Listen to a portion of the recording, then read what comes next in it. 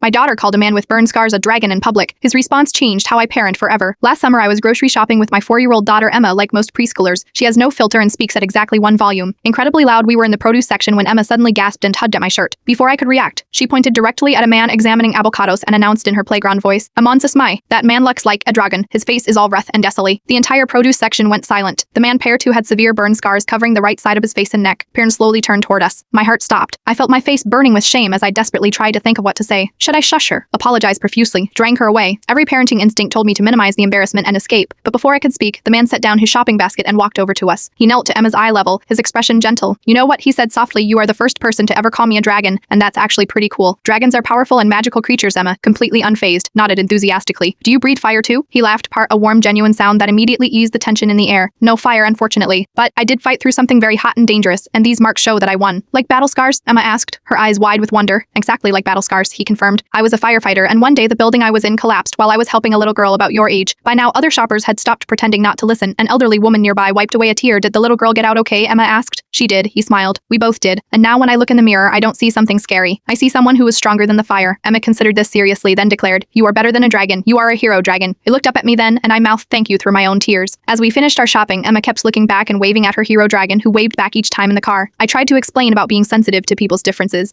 but Emma interrupted. "Pie cheese. Why were you crying?" He liked being called a dragon. He said it was cool that night. I couldn't stop thinking about the encounter. I realized I'd been ready to teach my daughter to politely ignore differences, parent to pretend not to see them, parent when instead, this man had shown us both that acknowledging differences with openness and curiosity could create connection rather than shame. 2 weeks later, we saw him again at the same store. Emma ran up to him shouting, "Hero dragon." He greeted her with a high five and showed her a small dragon pin on his jacket part for when I meet other curious kids. He's now a regular part of our community. Last month, he came to Emma's school for career day to talk about firefighting and burn prevention. The kids were captivated, especially when he told them sometimes what makes us different also makes us special. I used to parent from a place of fear, afraid my child would say the wrong thing, embarrass someone, or be judged. Now I understand that children's natural curiosity, when met with honesty instead of shame, can build bridges that adults might never dare to cross. Sometimes our children's unfiltered questions aren't problems to manage, parent their opportunities to connect in ways we've forgotten how.